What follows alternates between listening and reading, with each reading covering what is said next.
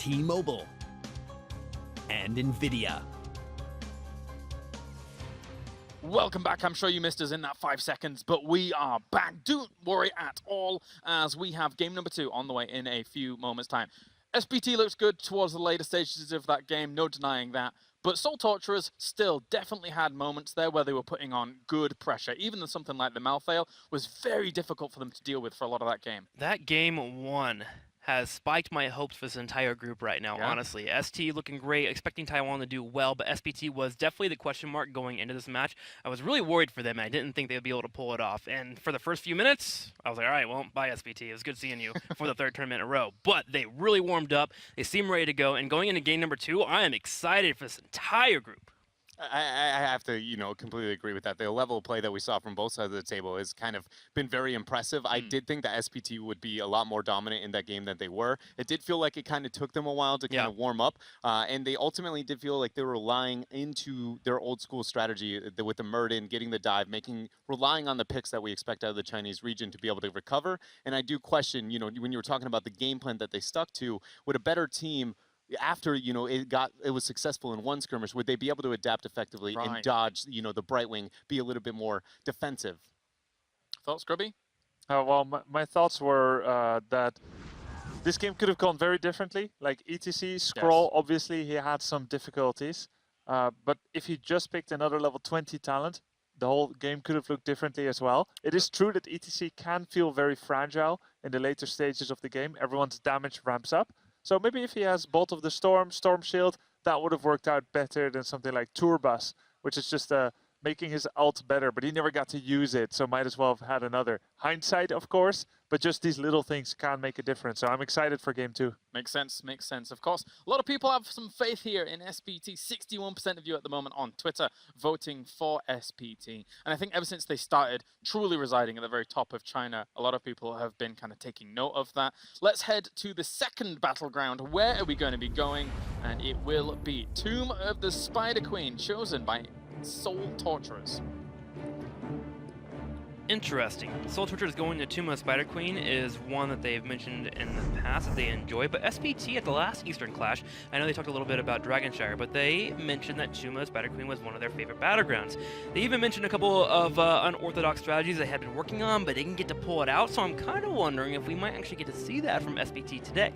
Soul Torturers, though, have displayed that this is a map that they're very comfortable on. With the Infernal Shrines ban going out, it is within their top 3 priorities, so I'm not surprised to see them go into this direction.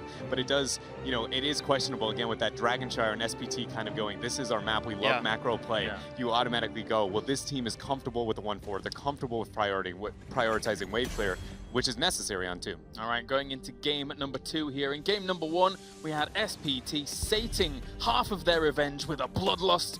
And will we continue down the line? Currently, SPT leads 1-0 against Soul Torturers. Tassadar banned out.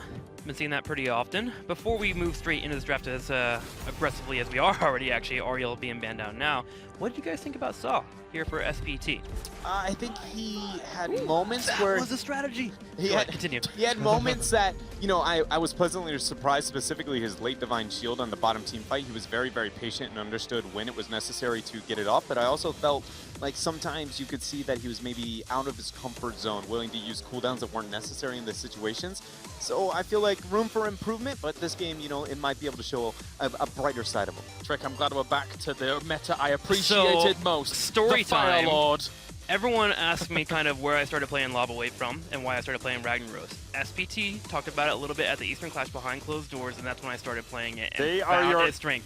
They are the inspiration of why I started playing Ragnaros. Now, I don't think we're getting Lava Wave here. Lava Wave was kind of my own movement in towards the Lava Wave, but the Ragnaros on this battleground, they're like, we don't understand why he's not being played. We think he's broken on this battleground. They didn't show it at the Eastern Clash. I started dabbling into Ragnaros, and it's because of them. This is very cool. Let's just point out to people that may not watch a lot of Heroes esports, Ragnar's first pick is extremely unusual right now. Garrosh a lot more so, but that is such a big prioritization on that Ragnaros that early on. And what Ragnaros' biggest strengths are on a map like Tomb is because of his defensive capabilities, and the win conditions on Tomb are very difficult to identify if you improperly use your Webweaver phase.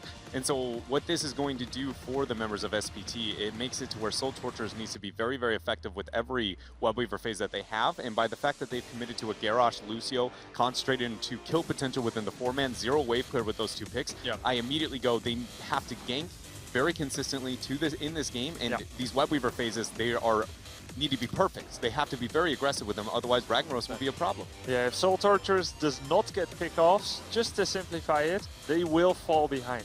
They have no wave clear right now, and 3 will not make up for whatever SPT might be bringing here. So that's a great point, Dreadnought. And let's see if SPT is going to extrapolate on those wave clear heroes. On a map, though, this is where something like Garrosh, mid and upper, thrives.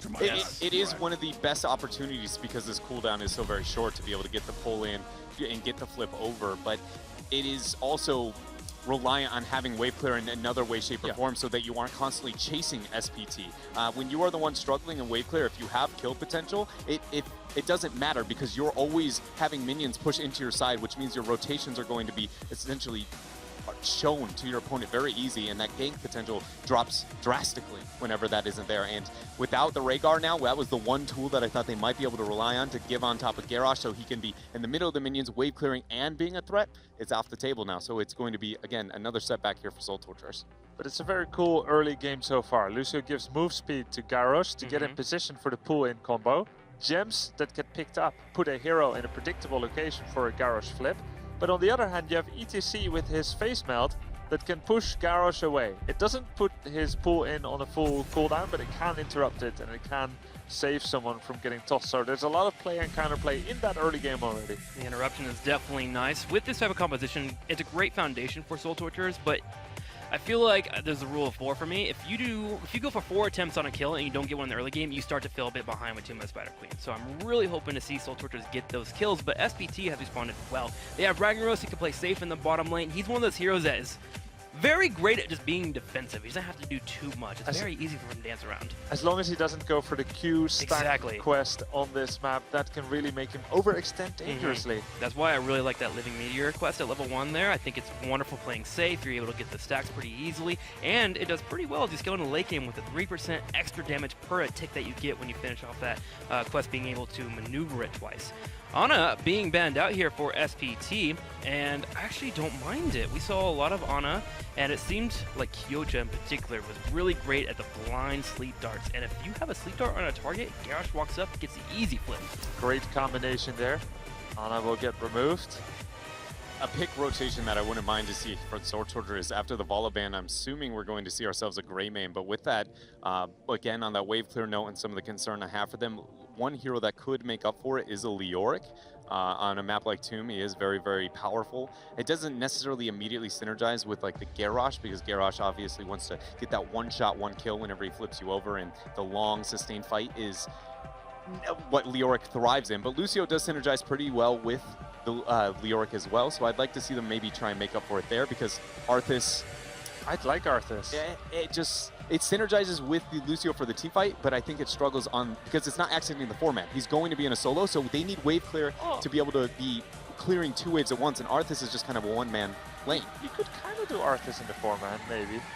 You can, but then you have to have a solo, which is going to be a Sonya or some kind of melee, and you typically stack so melee heavy. Yeah, you don't want 3 warriors, Lucio, probably. Yeah, the only situation where that typically you can get away with that, I didn't think they would go into the Kel'Thas, but that makes up for all the wave clear and the burst potential that I was wondering if they were going to aim for. So the Kel'Thas went across my mind while you guys were talking before, but I didn't think they would commit to it. I really, really like it. It just requires an insane amount of synergy from Soul Torturers. Yeah, typically I prefer the Gul'dan into a Rhaegar. You get the ability for the Rhaegar, if he ever goes for a Feral Lunge, drop a Horrify, and then you just melt him down. I think Kel'Thas' power level is slightly lower in general, which is why we don't see him as much, but he does fill every gap of what Soul Torturers needed, right? Yeah. The wave clear, follow up on Garrosh, he's just easily pummeled and punished. More so even than Gul'dan, because Gul'dan has that Drain Life, he's got that Horrify. Yeah, the only other, kind of niche hero that fills those parameters, but not as well as Kel'Thas, is kind of like the Jaina, where you have to use your Blizzard to get the wave clear, but it's the those two heroes are very much focusing on, you have a little bit of wave clear, but you also have the opportunity to get those kills. But KT has managed to pull, or excuse me, Kel'Thas has managed to pull ahead quite effectively. I'm still getting over the change, all right? I'm not a Warcraft boy. It's Judge ya. false start Greymane, that means single support SPT. Interestingly, single support is sitting at a 60% win rate in this tournament so far, whereas double support is 47%. So as much as we expected an inundation of double support, first single support is winning out so far. False start Greymane. It rounds things out. I enjoyed giving you that playful scowl when you called Kel'Thas what you did. It was a stern look, to say the least. He is the only one up here that cares about the lore as much. He will ream us all. Now, just to reiterate, I did say playful at the beginning of that. All right. You say playful, I say scary. I'm a little bit intimidated by you now. Yeah, I'll be honest, off camera I'm a bit of a hard-head about it. Is it okay to call Kel'Thas KT and then call Kel'Thas Kelly? I mean, Wait, I don't know if this is the time or the place where we come to a consensus on what Kel'Thas's new abbreviation is going to be, but I think the KT Kel'Thuzad is a safe bet. I say do you, Grubby. Just do you. I swear you pushed this on your stream once. I'm trying to make it a movement. Nah, I see. It's the most unambiguous way of actually, you know, introducing them. Right, nice. But overall, what are we thinking about the comps? How do these kind of play out in terms of the stages of the game? Who has more power? Early game, moving through the stages? From beginning to end, I feel like SPT has a pretty large advantage. Late game team fighting, they may struggle because Ragnaros can kind of fall off if you didn't get the macro pressure and impact that you were looking for when you ended up getting the draft, especially as a first pick lock in here in this type of game. But SPT doesn't even have to run traditional laning, and they'll still be dominant in their laning. It's only just avoiding the Garrosh Kel'Thuzad, or Kel'Thas, man, we're all over the place with that now, the Kel'Thas combo, and trying to be able to avoid that. That is the only thing I see them relying on, or why they would be successful. I actually feel somewhat the opposite. I do see that, definitely, but I actually feel like Soul Torturers has everything that they need here. A lot of stunts, they've got the pull in. I think they can, I wouldn't call it snowball, but I think they can do very well indeed, and I'm actually liking Soul Torturers here a little bit more. Trixler, you need to be my tiebreaker. Yeah, man, it's a hard one, because like you look at all the wave clear for 2-minute Spider Queen, and you can't just ignore SPT. But you look at ST, and you saw the aggression we had in the early game last game, and if they can mirror that in 2-minute Spider Queen, I see those picks coming in. The one major selling point for me that puts me into the SPT avenue over Soul Torturers, the wave clear is safe, yes, it's nice, but the biggest thing is we have a Malthael into a Falstad and Lucio into a Falstad. Malthael, I've talked about it, I think he loses all trades. Lucio is even harder because he's so dependent on his heroic, and he's late game focus. So they have a late game focus, support with only one damage dealer to get the follow-up onto Garrosh. The odds of surviving that is just very, very likely, and I do feel like that's going to be too much to handle. All right, well, divided opinions here on the desk. Let's see how it's going to play out overall, though. Always great to hear the opinions in their entirety. As we now head over to our commentary team for game number 2. From towers to tomb, from not killing a core to molten core, and fire versus fire, we've got game number 2 of Super Perfect Team. Took game number 1 going up against Soul Torturers. Yeah, and we have very interesting drafts as well. There's a lot of late game potential when we're looking at Soul Torturers here with Malthael with the Divine Shield, and on top of that, of course, you have also KT. So you can do a lot with that. But I agree with that if you have a Gust on Falstad, you can really mitigate a lot of the pressure that comes out from Soul Torturers. So the execution is going to matter here, and especially I'm curious to see how far ahead SPT can pull in the early game where they should have an advantage. The drafts have been pretty excellent so far, and what was also excellent was game 1, but we're going to find out what happens here in game 2 as we get ready for Super Perfect Team versus Soul Torturers. And of course, the Super Perfect Team is already ahead in the series, meaning if they win now on Timo the Spider Queen, they will pull ahead, and we will see them later on in the winners match. At this point, I'm also curious to see how Ragnaros is going to work out for them. We've seen quite a bit of the hero in the tournament thus far with mixed success. Jing Shao here on Greymane this time. We have a Melody C on Falstad. Misaka is on ETC up at the front line. Soap on Ragnaros. Very clean play from him in the last game. And Sa on Rhaegar. You're a dork. On the right side, Soul Torturers. We're going to have Zaze one more time on Malthael. See what he can do. Mur, of course, his buddy from Singapore, moving over to that Taiwanese region. Going to be on the Uther, supporting him. Scroll on the Garrosh Cucumber on Lucio. And Goddog, all eyes on the flames of Kel'Thas KT. Tower dubbing him. I'm really hyped for this one because, first of all, I want to see how much value does Garrosh really get for Soul Torturers. Then we have talked a lot about Ragnaros. We've seen a lot of Lava Wave play actually on this map in particular. And the question is always, how do you use it? Are you trying to claim a structure by using it with a push? Are you trying to get some off-lane pressure away from the fight?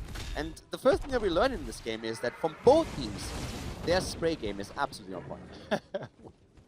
It's working out well. You know, we were talking about this before when we were watching the draft about like all the AoE damage. Zay is in a lot of trouble. Good body block's going to be. He's ripping some souls, but he's not ripping enough.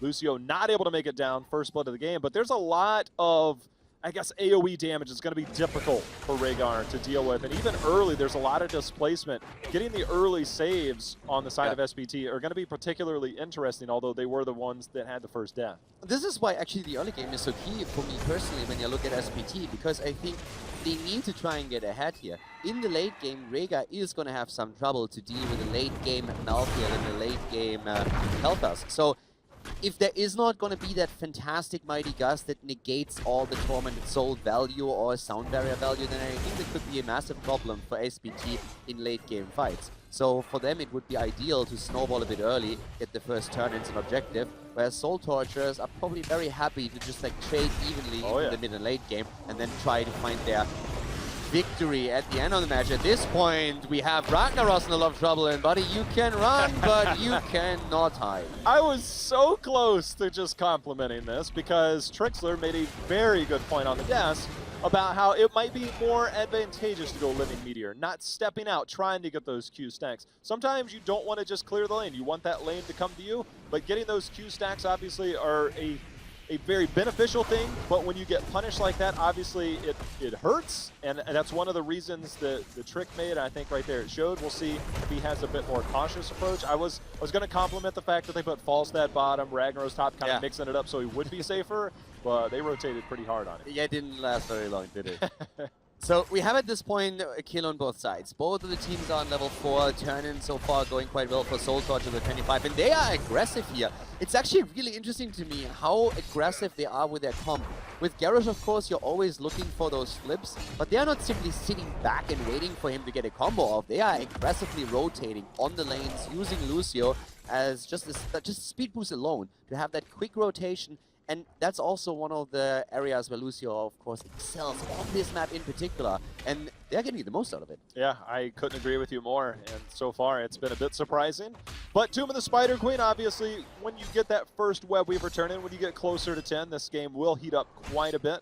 Right now, obviously, we see the heavy rotations, getting the globes, of course, for Kel'Thas at level 1. Once he gets those 20, his mana pool is incredible. He gets more every time he gets one, but he also gets that shield, which can help keep him alive once he has 20. Especially against, of course, also Greymane here, who will look for those kills against Kel'Thas. But then again, we're having two supports on the side of Soul Torturers, and they complement each other quite nicely. It's not only the utility that they give you with stuns, boosts, and speed boost, but also the burst heal over the heal over time. Really crucial. And we pointed out the damage output towards the late game for Soul Torturers. Let's not forget about the also famed level 16 for Lucio, where all of a sudden it's going to become even harder for SPT to kill the heroes on the side of the Taiwanese team. So with all that being said, the potential Divine Shield, the potential shield from the Mana Addict for Kel'Thas, do you think we'll see a little bit of smash action or some wave action going on there from Ragnaros? I know which one you want. Yeah, I want the smash here for sure. I really want to see them trying to capitalize on a good stun from ETC, for example. But to be honest, so far at this tournament, especially from teams from the Asian regions, we have seen a huge focus on Lava Wave. And a lot of them that you talk to are actually very much in favor of using Lava Wave on this map in particular. So that's the one thing that I really want to see how it happens. While I am against it, I think if you take it, there are ways to get value. All right, look, all I'm just going to say is if you bent even 5-10%, I will say that Trick has officially rubbed off on you. It is now fully confirmed that Trixler has sold you on the Lava Wave meta. Thank you, Trixler. As we saw another pick there, again for Soul Torturers. You cannot go back on it, Caldor. It is recorded in history. I don't think that's quite what I said.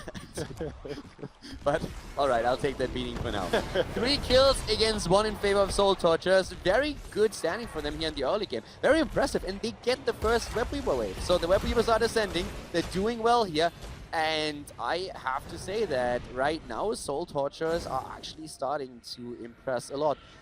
That happened in the last game as well, and it was SPT who in the late game then changed it up. So the game is going to be a different game after level 10, obviously. But so far, Soul Torturers is doing fantastic. Soul Torturers is saying, look, we're expecting you guys to potentially clump up and spread some fire because level 7 Sun King's Fury, when that Living Bomb spreads, it does more damage. Generally, we see the Q build kind of come out there to get that percentage-based damage when you do 2 or more heroes. But we talked about AoE damage thanks to Malthael, and now Kel'Thas just stacks up on that. What we've also seen is with Molten Core, Ragnaros doing something where he absolutely excels at on this map in particular. He stalls out the game and he brings you to the late game. The question is just who is going to have that bigger advantage there. And so far, most of us were heavily in favor of Soul Torturers towards the late game. So I'm really excited to see how this works out because Soul Torturers impressed me on the first map. SPT, in the end, were victorious, but let's find out if Soul Torturers can actually make this a 1-1 and force map 3.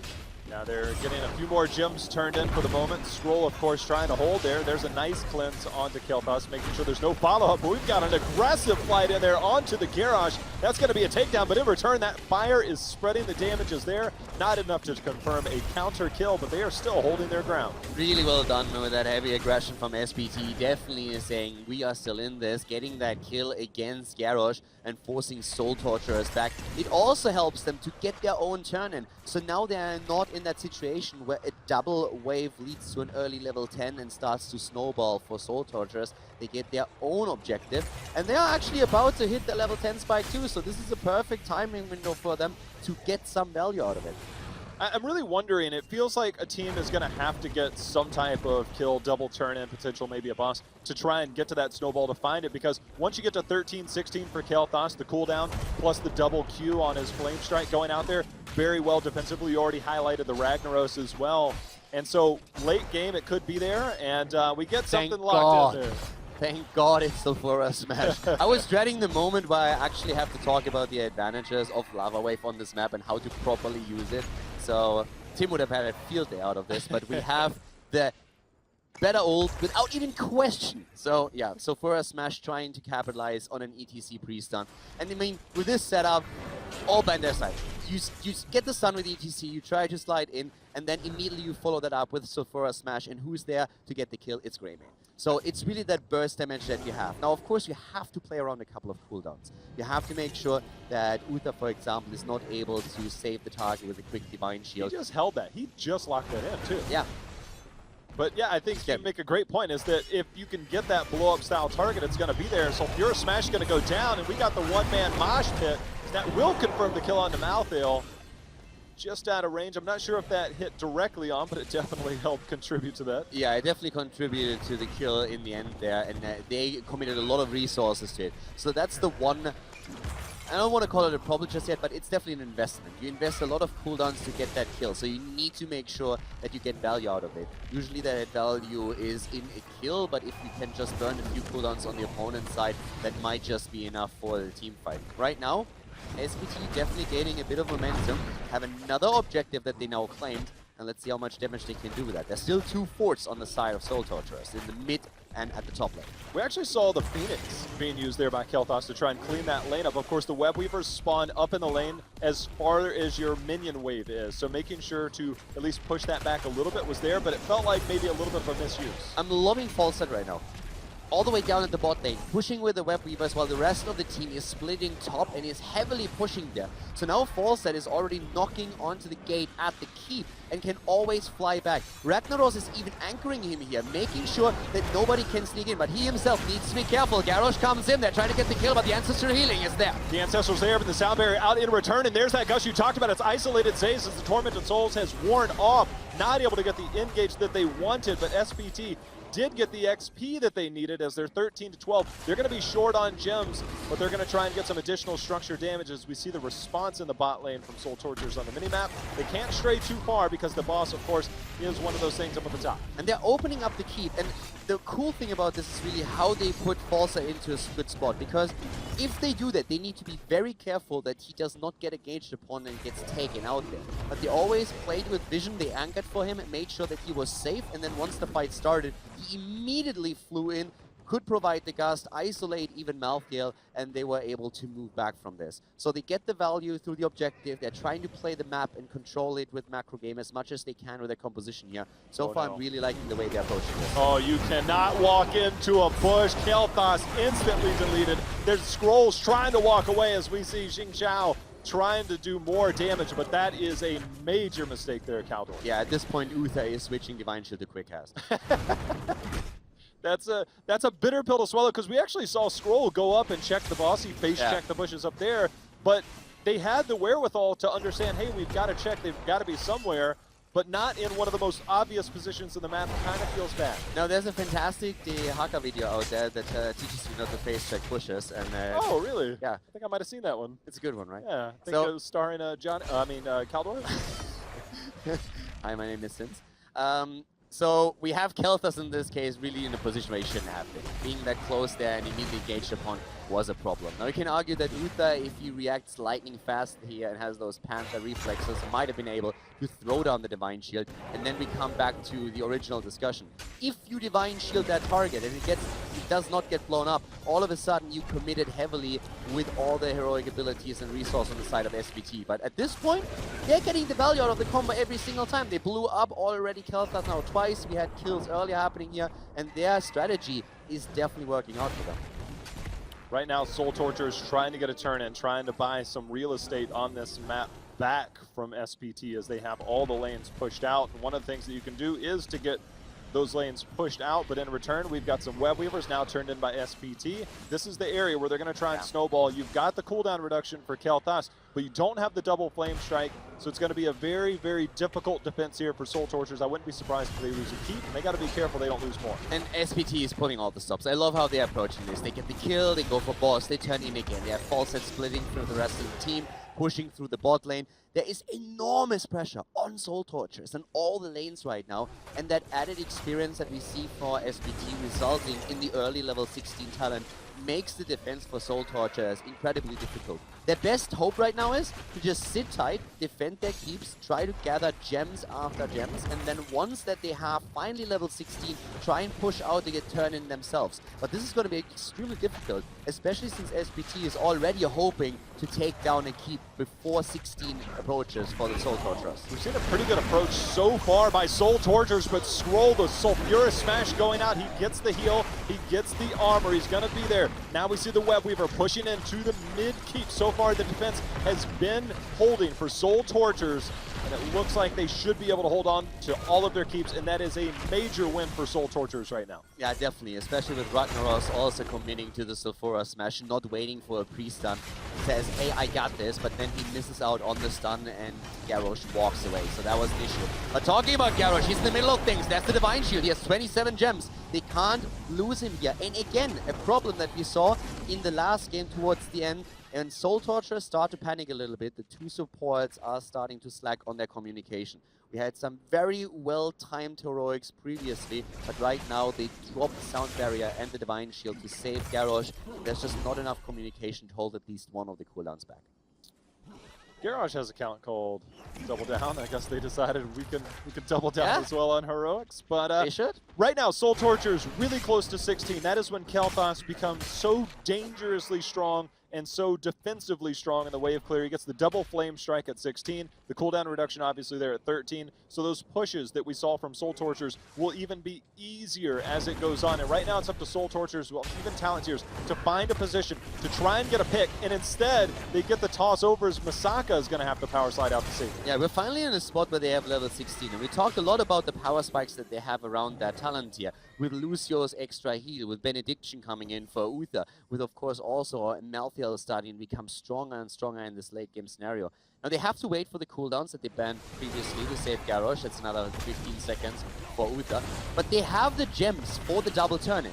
And that's really what they need to try and accomplish now. They need to push out. They're forced to look for a fight right now and to at least get the objective. Because the one thing that really works in their favor is there's a lot of forts still on the side of SPT and towers as well. So if they get two Web Weaver waves back to back and they can take a few forts and towers down, that's a lot of EXP to be gathered and close the gap between the two.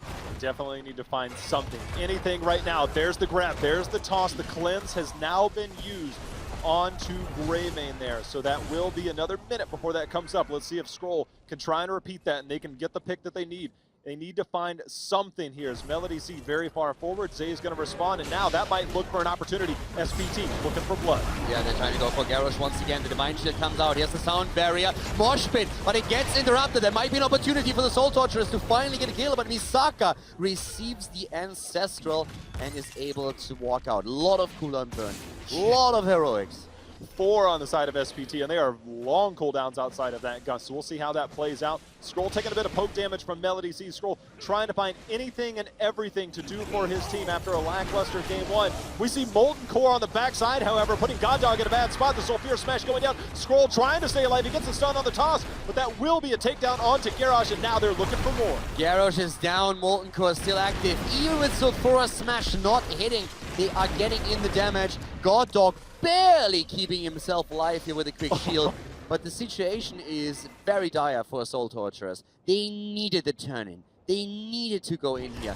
Now they lost another hero. SPT isn't even waiting for 20. They don't even care. They just go straight for the boss. They know that there can't be any contention at all. They will also have Mighty Gust up. So even if the Soul Torturer said, hey, we have to YOLO this now, let's go for the Hail Mary, there would always be Falstad in a position to gust them away. They can claim boss. And that push is going to be brutal. Not only can they actually time a Web Weaver wave now with the boss, but they will also time level 20 around it. They'll have 20. They also have just a few gems shy, which means they're almost in for another turn-in. They can do basically whatever they want here. Again, the Kel'Thas defense, they're not pushing with the boss. It's going to buy them some time. The Kel'Thas defense will help rip through this as the double flame strike will go out. The boss will fall, but as you said, 20 dangerously close. Web Weavers have been turned in. Soul Torturers trying to make their last stand. We're not talking about keeps here. We're talking about potentially the game ending. This keep has taken severe damage. The Web Weavers are descending soon. The 20 has now hit.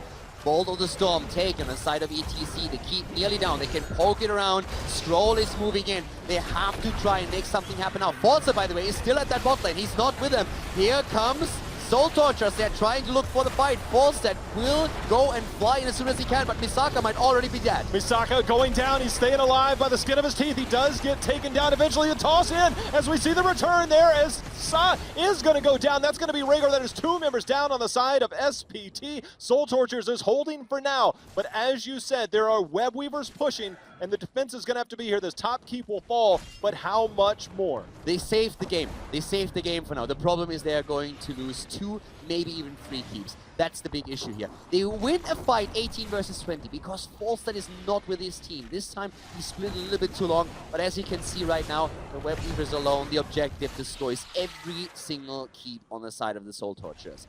Now they could have lost the game right here, but at this point they are really with the back to the wall. They need to somehow find a fight, find turn-in, find a battle, and just push through. They are running out of time. They need to rush the turn-in. The turn-in will not do much for you in the short term. What it does, it buys you time. Yes. It buys you real estate on the map to start to move forward. Catapults against Web Weavers have an amazing defense. You do have Kel'Thas, which can give you a minor bit more of a push, but right now, you need to get 20. They have enough gems for a second turn-in. Buy yourself time, buy yourself space, look for that fight that you just talked about. Right now, Soul Torturers doing everything they can to hold on. They need to team fight the entire time now, because a huge problem is going to arise once the boss is up again. Well, there's already an attempt to take down Malthael, but the rest of the team is there, saving Mal. There's already Mosh Pit, but only hitting Stroll. That is not enough. Misaka is in trouble if he falls here. And he does. That is a bad start for SPT. All of a sudden, Soul Torturers might be back in this for a bit. You said they need a fight, but what happens when a fight is brought to you? You return with a haymaker of your own. And right now, Soul Torturers holding on, but Kata gotta be careful as he pops the shield there on the Manak. Gonna keep him alive, the big swing, but they're looking to kill him the minute he comes out of this. He is in a bad spot the minute he comes out. He's actually on the wrong side of things here, Kaldor. Yeah, I'm really sorry, buddy, but you're not going to get out of this one alive. God Dog survives, and that's the kill. That's the double kill. At this point, Soul Torturers, they have some momentum. The Web Weavers, they bought them time. The waves are being outpushed. They haven't killed a fort yet. This is going to be the first one, and they're moving in. And what I said earlier still holds. They need to take every fight they can get, because the big problem that is going to arise at some point is the boss at the top lane. Once the boss is available again, all that SPT has to do is posture around the boss area, and all the other lanes are going to pressure against the core of Soul Torturers, and eventually they will have to react to it, and this is going to be the moment where SPT strikes. Yeah, they are nowhere near safe yet, but they are working their way back. Koddog does not have that shield anymore as it's going to be used. They're going to try and look for the fight. Misaka's going to be there. The Gravity Lap's going to grab onto him and go for the throat. Is going to get the takedown. And can he get more? He's got the reset. He uses it. Mur somehow drops away, but the cocktail confirms the kill. Going in right there. Greymane is cleaning house. Redemption, of course, going to be a factor here, but it's still a 4 versus 5, and they still need to fight. We talked about it. Nice ult from Garrosh. They're trying to get the kill in. Malthael attempts to pop off against Xing Zhao. Goes in and tries to drop Greymane, but the first one to die is Falstead. Greymane still on the run. Cucumber alone already has 56 gems. Here comes the Molten Core again. Ragnaros with a swing, but a big miss. A big miss so far. Molten Core is going to hold for now. The Web Weavers are falling in terms of health. And if you look at that death, Kaldor, the staggered death is there. If you look at the side, 15 seconds for Kael'thas, 40 seconds for SPT to come back. And as you said, that boss is seconds away from spawning. And that could be a contention point. 5 seconds left. Will Soul Torturers make the desperation call as they're just a few gems short of another turn in as well? They have a few options to stay in this game. And keep in mind, we talk a lot about the waves being pushed because they lost all their keeps. We have a global on the side of SPT. We've highlighted how Falstead was always splitting, so that is going to be emphasized even more. They need once again to go in, and I absolutely also love the 20 choice on the side of Ragnaros going straight into the heroic difficulty, because all they have to do is survive. The longer this game lasts, the better for them. They're looking for another turn in right now. Soul Torturers, this is their last effort to try and get control. They need to get the picks, they need to get the fight, they need to get a keep down, something here to try and potentially win the game, or at least take some pressure off the map, because outside of this, it's a long road before you get those gems. The only other thing that you'll have is the boss. And look here in the bottom lane, Kaldor. We have a potential backdoor threat from Falstead. He gets the Web Weaver out. You got catapults pushing. It's getting later. That's going to be a threat. But right now, I think Soul Torturers is in an okay spot to push. Yeah, the only thing that SPT is trying to do is force them back. They're not going to core yet. Keep in mind, it might look a bit dire at this point, but SPT, all they have to do is defend without losing a keep. If they accomplish that, then Soul Torch have no gems left, and the boss is up. So they just have to be patient. It's the only thing they need to do here. They don't even need to kill anybody. Just survive and don't lose your keeps. We've got them on the core right now, because right now you can be stalled out from this Ragnaros. They're trying to back right now. The shields have fallen, and now Misaka going in, stalling out the hearse there. The core is falling, the power slide, and we've got a 3-man mosh pit. The cleanse is going to be there, and that is a core falling. They only buy time, and the core is falling. Greymane is so good there as well, and that is game as SPT claims victory, and Soul Torturers go down 0-2 against the Chinese team. Wow. It seemed like what shouldn't have happened did happen. The threat was there, and when Molten Core comes out, you get the bolt in. At that point, it's not about confirming kills, it's buying time. I mean, at this point, as we said, Greymane and Falstead were trying to force them back. Yeah. And this is the thing, if you go back, if we actually see Soul Torturers moving back, they lose the game in the long run. Yep. Because all of a sudden, you don't get value from the top lane, the defense is going to be successful, and then you have the situation that we explained. You have boss at the top, the Chinese team is going to posture, and you lose on every single lane. So they just said, guys, we know the core is being attacked here, but this is our only hope to make something happen. And at that point, Falstead Greymane just said, boys, if we don't come back, then we just going to win this way. It was a checkmate situation. It was a very tough spot, and unfortunately they fall, but they will have another chance. But we're going to hand it back over to Kalera so we can get a recap on this crazy, crazy series. That's right, gentlemen. Thank you. As the revenge for SPT to start things off here in Group D is complete. And with a 2-0, might I add, Dread, that was a good start for them. It was a very good start for them. The game, I feel like from a macro sense on the side of SPT was almost near perfect for the first 20 minutes. They played it so well. They were like, okay, give the first Web Weaver phase over to Soul Torturers, use the Ragnaros, double defense, stack the double Web Weaver phase immediately to push outward. It was just eventually hit a point where, you know, they bit a little bit more off than they could chew, and then a great punishment coming out from Soul Torturers. SPT, gotta be happy about that, man. I mean, this has been months in the making. Then coming back here and getting the revenge on Soul Torturers. Now, of course, they have to continue forward through the group, but not a bad way to start. And I think the great thing about that series is we get a feel for how strong SPT is with this roster, and it's good to see them getting wins. It is really awesome to be able to see SPT kind of perform at this level, and I just want to bring up some of the highlights that I had from that last game, mainly about the laning decision making that we saw early game. So I wanted to highlight this last team fight, or not so much the team fight, but the decision making. Sun Qiao is never going to show. You expect the Falstad to be off on its own here, sitting out in front and getting the split push at this state in the game, but he is always going to make sure that he is hiding and never displaying himself. As it goes through, he just clears the Web Weaver, he's going to sit back, and he does a really good job of making sure that they never have the intent of knowing that the Greymane and the core threat is real. It just looks like a Falstad is split pushing and clearing a Web Weaver phase that you would expect them to. Yeah, look at him move up there in the bushes, going around the top right side. Never seen the entire time. No idea. They are just sitting there going, where is going to be the Greymane? Ragnaros does a good job, drops the Molten Core very early as a defensive tactic, and then once they reveal with the Greymane, it's not yet. Up until this point, ST had no idea. So then Sulfura Smash goes down, great delay, and Misaka just goes stop them from backing. This is the only way we can lose this game.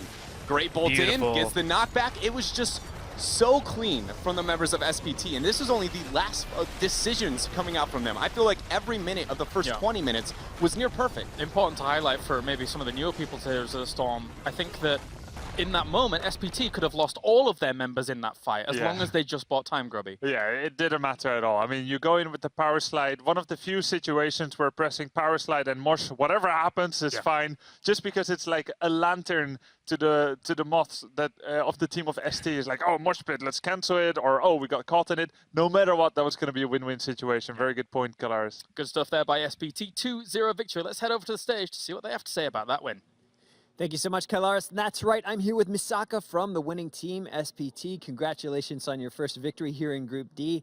Now I have to ask you, it seems like every time we see Chinese teams in international events, they're playing with a bit of a handicap, a player who hasn't been on their normal roster. That kind of situation, we know ZZH had visa issues this time around, and you have Sa on your team as well. How are you adjusting to that change in your roster, and how is it going so far? 首先非常恭喜拿下第一组的第一场胜利嘛。然后我们也知道中国队伍，很多时候打国际比赛都会衰兵少将。然后这次 SP 也是 ZZH 因为签证问题没法到这里来比赛，所以说你觉得这个对我们的战队影响有多大呢？首先我们可能之前练的东西都就是需要再花一遍，就再练一遍，需要花更多的时间。然后至于其他的，感觉没什么影响。 I think the most part is that we have to rebuild the synergy, especially the things we practiced before, then we have to do it again with our substitution players. Gotcha. Now, Misaka, I asked you the closing question in our Media Day interview. I said, is there anything you want the world to know about SPT? And you said something very interesting. You said you have to earn the right to speak, meaning you need to claim a win or a victory to be able to speak. And I thought that was very interesting. You've got a win under your belt. What would you like the world to know about SPT? 在其实媒体日采访的时候，他其实也问到问题嘛，你觉得有什么事情是你想跟世界说关于 SPT 战队的？然后你说那个时候说我们还是需要我们用表现说话嘛。然后你说我们刚才是拿下第一场胜利，所以说你觉得现在有什么想说的吗？我觉得首先赢了小赛区的队，对于我们，因为我们是第一，这是应该的，就不应该输给小赛区。然后其次是我觉得。 很多的话应该等我们出现了再去说，而不是现在就骄傲起来。I think we're the #1 seed from the China region, and we should be able to take on a minor region team. But I think in terms of what we want to talk about our team, we think that that have to wait until we came into the BlizzCon. All right, one final question for you. You're not quite out of the woods yet for BlizzCon. One more match remains, and that one is going to be up against Team Expert versus Ballistics. You will play the winner of that match. Do you have a favored team that you hope to see in the winner's match? 因为我们现在只是拿下一场胜利嘛，还需要一场才能晋级到嘉年华的阶段。所以说，你觉得下一场是 Ballistic 和那个 Team Expert 比赛，你是更希望能碰到哪个对手呢？其实我们对欧洲队伍就是了解的，看他们比赛比较多，然后最近也一直在研究欧洲的队伍。要是就是上来的是 Ballistics， 我觉得也没有什么太大的关系，因为我们已经做好了准备跟这两个队伍去打比赛，然后还有就是想要获得好成绩就不应该畏惧任何一个对手。I think historically we've done a lot of study on European teams, watch the tapes, and we understand them a lot. But even if we facing the ballistics, we're prepared. So I think if you wanted to advance in this group, you definitely have to prepare for facing whatever teams that you come to compete with. Fantastic. I love the confidence. Good luck, Misaka, as you prepare for your next match here in Group D. Thank you so much. All right, SPT takes the first victory here in Group D. We've got so much more to come. Up next is going to be Team Expert from EU. They're the 3rd seed up against Ballistics, the 2nd seed from Korea. They are